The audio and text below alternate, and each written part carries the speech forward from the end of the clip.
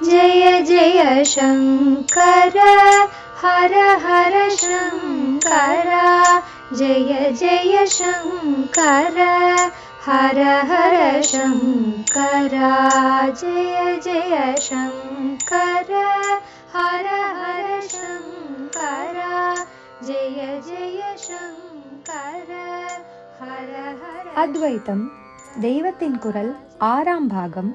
அத்வைத சாதனை. பக்தியும் ஹிருதயமும்.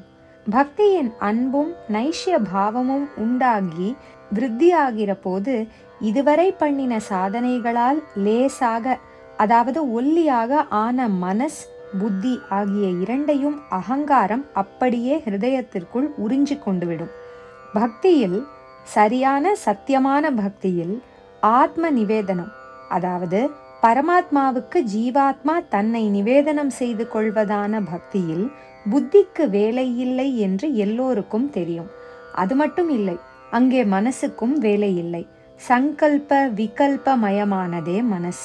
அந்த இரண்டுக்கும் நிஜமான பக்தியில் வேலை இல்லை. உன் சங்கல்பம் டை வில் என்று கிடக்கிற நிலை அது. பக்தி உணர்ச்சி மனஸ் உண்டு பண்ணி அனுபவிக்கிற அநேக உணர்ச்சிகளை சேர்ந்ததில்லை. பக்தி பாவங்கள் என்பதாக வாத்சல்யம், மதுரம், தாஸ்யம் என்று பலது சொன்னாலும் இவற்றுக்கும் சாதாரணமாக ஒரு தாயார் குழந்தையிடம் வைக்கும் வாத்சல்யம், பதி பத்னிகள் பரஸ்பரம் கொண்டிருக்கும் பிரேமை, ஒரு விசுவாச வேலைக்காரன் பிரபுவிடம் காட்டுகிற பணிவு ஆகியவற்றுக்கும் மலைக்கும் மடுவுக்குமாக இருக்கும். அடுத்தகத்து குழந்தையிடம் ஒரு ஸ்திரீ வைக்கும் பிரியத்திற்கும் சொந்த குழந்தையிடம் வைக்கும் வாத்சல்யத்திற்கும் எத்தனை வித்தியாசம் இருக்கும்! அதைவிட ஜாஸ்தி இவளுடைய வாத்சல்யத்திற்கும் பகவானிடம் ஒரு பரம பக்தர் காட்டுகிற பக்தி வாத்சல்யத்திற்கும் இருக்கும். இப்படியேதான் பிரேமை, தாஸ்யம் முதலானவை பக்தி ரூபமாக அவனிடம் செலுத்தப்படும் போதும் நமக்கே எவன் மூலமோ அவனை குறித்து உண்டாவதால் இந்த உணர்ச்சிகள் மனசின் உணர்ச்சிகளை விட மகாசக்தி வாய்ந்த தனி கிளாஸான பரிசுத்த பாவங்களாக இருக்கும். ஆக நிஜமான பக்தி மனசின் காரியம் இல்லை. மனசின் ஆட்டங்கள் இல்லாமல், இன்னும் ஆழமாக ஒருபோதும் ஆடாமல் நான் என்கிற ஸ்திரமான மூல உணர்ச்சியாக உள்ள அகங்காரத்தில் இருந்தே உண்டாவது பக்தி. அதோடு அந்த அகங்காரத்தை போஷித்து வளர்த்து கொள்வதற்காக இல்லாமல் அதை ஒல்லி பண்ணி ஆத்மஸ்தானத்திற்குள் போய் தனக்கும் மூலமான ஒரே தானிடம் கரைய பண்ணுவதற்காக உண்டாவது. கரைய வேண்டும் என்று ஆசைப்படுவதற்காக ஒன்று இருந்துதானே ஆக வேண்டும், இருந்துதானே தொலையணும் என்பதற்காக இருக்கிற ஒன்றாக அப்போது அகங்காரம் ஆகிவிடும். அகங்காரம் பக்தி செய்வதாக இல்லாமல் பக்தி செய்வதற்காகவே அகங்காரம் இருப்பதாக இருக்கும். நினைவு மறக்காமல் இருக்க வேண்டிய விஷயம் என்னவென்றால், அத்வைத லட்சியத்தில் வருகிற இந்த பக்தி சாதாரணமாக பக்தி என்று சொல்லப்படுவது போல விதவித ரசானுபவத்தையே லட்சியமாக கொண்டதல்ல என்பது. அப்போது அந்த ரசானுபவத்திற்காக ஒரு தனி ஜீவ நானை விடாமல் வைத்துக்கொண்டேதான் இருக்க வேண்டியிருக்கும். பக்தியே முடிவு, அதுவே முக்தி என்கிற சித்தாந்திகள் அப்படித்தான் சொல்வார்கள். ஆனால் இங்கேயோ சாஸ்வதமாக பக்தி பண்ணிக்கொண்டே இருப்பதற்காக சாஸ்வதமாக அகங்கார ஜீவியும் இருக்க வேண்டும் என்ற அடிப்படை எடுபட்டு போய்விடுகிறது. அகங்காரத்தை அன்பினால் கரைக்கிறதல்லவா இங்கே உத்தேசமே. சாஸ்வதமாக எப்படி கரைக்க முடியும்? கரைந்து கரைந்து ஒரு பீரியடுக்கு அப்புறம் கரைய ஒன்றுமே இல்லை என்றுதானே அகங்காரம் அழிந்துவிட வேண்டி இருக்கும். மேலே மேலே பக்தியை கோட்டிங் கொடுத்து கொண்டு போவது என்றால் சாஸ்வதமாக அப்படி பண்ணி கொண்டு போகலாம். கோட்டிங்காக இல்லாமல் ஆசிட் போட்டு போட்டு கரைக்கிறதென்றால் அது எப்படி சாஸ்வதமாய் இருக்கும்? இங்கே அகங்காரத்திற்கு ஆசிடாகத்தான் பக்தி. அப்படி பக்தியில் தன்னை கொடுத்து கொள்ளும் போது அகங்காரத்தின் ஸ்தானமான ஹிருதயத்தில் அகங்காரம் மெலிந்து மெலிந்து பக்தியே வியாபித்து அது பக்தியின் ஸ்தானந்தான் என்னும்படியாக ஆகிவிடும். அப்படி பக்தியில் பக்குவமாகி ஆசிரமம் வாங்கி கொண்டு பக்தியோடு கூட, அதாவது அகங்காரத்தை லட்சியத்திலே கொஞ்சம் கொஞ்சமாக அன்போடு கரைத்து ஸ்ரவண மனன நிதித்தியாசனங்களை பண்ணிக்கொண்டே போனால் பக்தி ஹிருதயத்திலே நன்றாக வேகமாக பொங்கிக் கொண்டு வருவதில் அகங்காரம் என்கிற உணர்ச்சி அடிபட்டு போகிறதோடு கூட அது முழுக்க அடிபட்டு போகிறதற்கு முந்தியே ஹிருதயம் என்று பௌதிகம் மாதிரி இருக்கிற ஸ்தானம் பக்தியினுடைய சூக்ஷ்ம அணுக்களாலேயே ரொம்பினதாக ஆகிவிடும். அகங்காரஸ்தானமான ஹிருதயத்தை பற்றி உபனிஷத்துக்களில் வருகிற இடங்களிலெல்லாம் ஆச்சாரியால் அதை மாம்ச பிண்டம் என்றே சொல்லியிருப்பார்.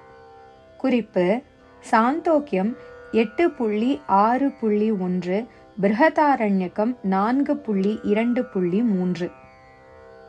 ஆனாலும் அப்படி சொன்னதால் முழுக்க ஸ்தூலமான அவயவம் என்று நினைத்துவிடக்கூடாது. பௌதிகம் மாதிரியான ஸ்தானம் என்றது.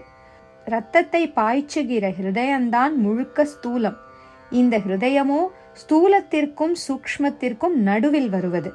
யோகிகள் சொல்லும் சக்கரங்கள் நாடிகளில் அநேகம் முழு சூக்ஷ்மம். எந்த எக்ஸ்ரேயிலும் அவை அகப்படுவதில்லை. இந்த ஹிருதயமும் எக்ஸ்ரேயில் விழாதுதான். ஆனாலும் அந்த அளவு சூக்ஷ்மம் இல்லை. ஸ்தூல ஹிருதயத்தால் நடக்கும் இரத்த ஓட்டம், ஸ்தூலமான சுவாச கோஷத்தால் நடக்கும் மூச்சின் ஓட்டம், ஸ்தூலமான மூளையின் ஏவுதல்களின்படி நடக்கும் நாடிகளின் ஓட்டம், ஸ்தூலமான ஜீரணக்கருவிகள் முதலியவற்றிலும் அவற்றின் குழாய்களிலும் நடக்கும் காரிய ஓட்டங்கள் எல்லாவற்றையும் சேர்த்து பிடித்து ஒரு தினசாக கண்ட்ரோல் பண்ணி ஜீவசத்தை ஊட்டுவது இந்த ஹிருதயம்தான்.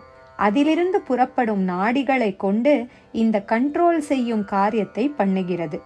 ஜீவனின் நான் என்ற உணர்ச்சி இல்லாமல் ஒரு சரீரத்தில் என்ன நடக்க முடியும்?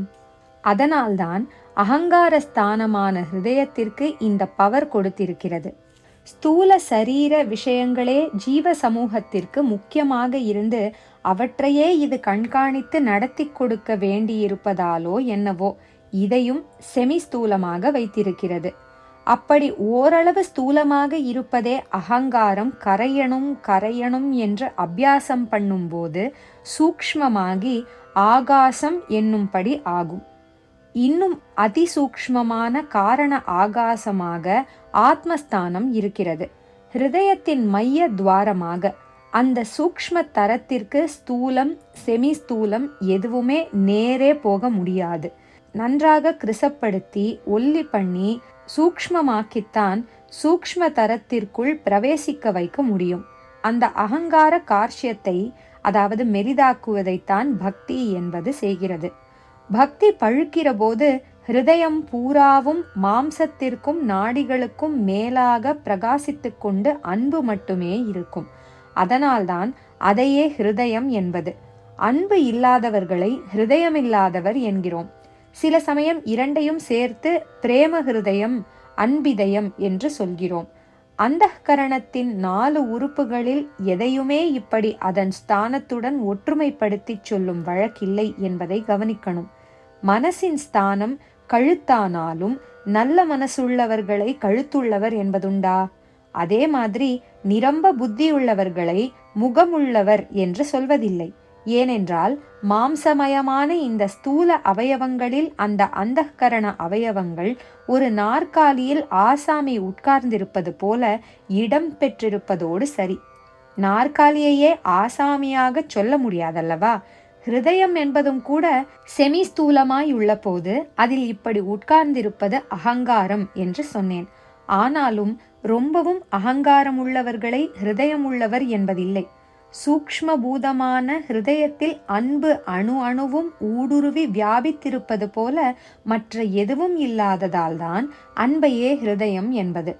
பகவானை ஹிருதயவாசி என்கிற போது கூட செமி ஸ்தூல ஹிருதயத்தில் அகங்கார ஜீவனாக வேஷம் தரித்து கொண்டிருக்கிறவன் அவன்தான் என்ற அர்த்தத்தில் அப்படி சொல்லாமல், அன்பே அதன் உச்சியில் பக்தியாகி ஸ்தூலத்தை சூக்ஷ்மமாக குழைத்து விட்ட நிலையில் அதன் உள்ளே பிரகாசமாக தெரிகிறவன் என்ற அர்த்தத்தில்தான் சொல்கிறோம். இவ்வளவு விளக்கமாக விஷயம் தெரியாவிட்டாலும் பக்தி பிரேமையில் பிரசன்னமாய் இருப்பவன் என்ற அளவில் புரிந்து கொண்டு சொல்கிறோம். ஜெய ஜெய சங்கர, ஹர ஹர சங்கர, ஹர ஹர சங்கர, ஜெய ஜெய சங்கர, हर हर शङ्करा जय जय शङ्कर